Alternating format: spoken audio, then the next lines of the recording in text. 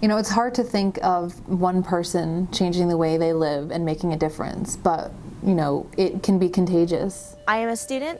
I am a leader. I am an ambassador. I am a worker. I am a teacher. I am affected by climate change. And I'm affected by climate change. And I am affected by climate change. I am affected by climate change. And I am affected by global climate change.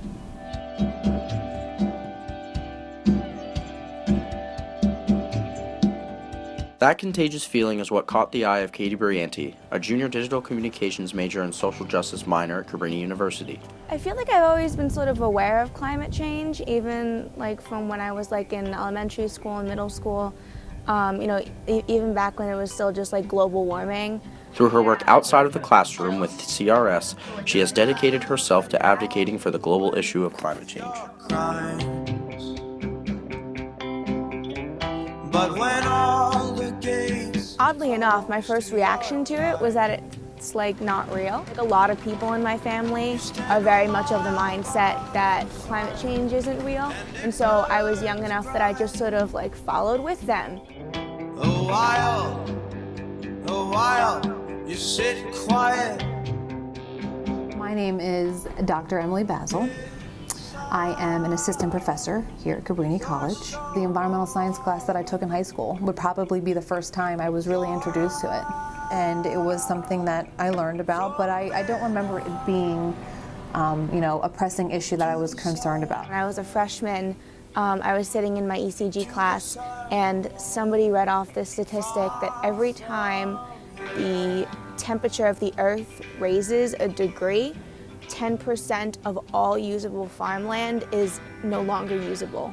It turned from just like a theoretical thing that was happening, you know, the earth is getting warmer, whatever, to wow, this is like really impacting people's lives and it's ruining people's lives. So there's something called the greenhouse effect. So there are specific greenhouse gases. So you've probably heard that word before, right? Carbon dioxide is a greenhouse gas. So is water vapor, so is methane, and some other types of gases. That helps hold in some of the energy from the sun to warm up our atmosphere so that life can flourish on Earth. The problem is that humans have been increasing the levels of some of those greenhouse gases through processes that are not natural.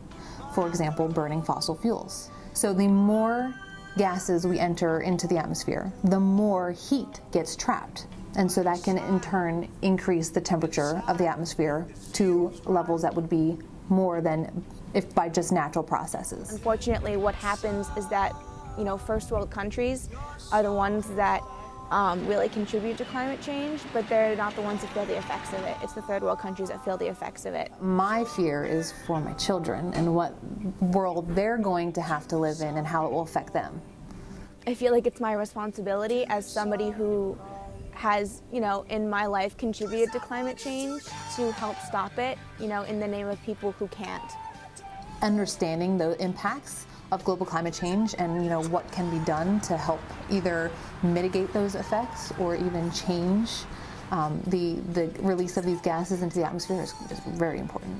I feel like a lot of what I do is like really small things, or like, you know, trying recycling, trying, you know, to purchase things that are energy efficient, and, you know, just trying to reduce my carbon footprint as much as possible. You know, when you're able to go purchase a car on your own, do I do the hybrid or do I use the regular type of combustion engine? Well, that's going to burn fossil fuels. Is it worth the extra couple of bucks that it will take, you know, to get the hybrid? So when you charge your cell phone, don't let it charge all night for 8 hours. If it's got a full charge, unplug it. Just be conscious about your energy consumption and try to cut back where you can. I've also got the opportunity with CRS to lobby in Washington, D.C. And one of the topics that I did lobby on was climate change. And so that's not only saying that, you know, I standing these people who are being affected by climate change, but I want our, our government officials to stand with them as well. It's become that it's not just enough for me to be like, oh yeah, climate change is real and it's affecting people and we need to stop it. And it makes me really want to, you know, advocate for it.